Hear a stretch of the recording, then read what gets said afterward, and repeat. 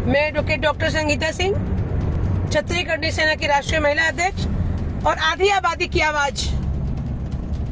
संतोष वर्मा को उसके घर में आके मारेंगे।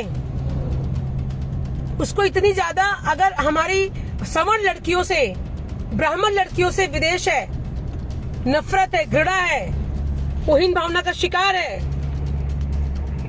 तो मैं कहना चाहती हूँ तेरे खानदान में जितनी विधवा महिलाएं हैं, जितना तेरी बहन बेटियां हैं, आ जाएं। हमारे ठाकुर और ब्राह्मण के बच्चे हैं, संभाल लेंगे उनको, समझा? आईएएस ऑफिसर है, शर्म नहीं आती? जाके अपनी माँ से अपनी बाप का नाम पूछ। हमें तो शक हो रहा है इतनी हीन भावना का शिकार व्यक्ति अगर किसी पद पर, जिम्मेदार पद पर बैठा हुआ है तो जनता उसको जूतों की माला पहना के कूट कूट कर मारे। अगर मुझे मौका मिला और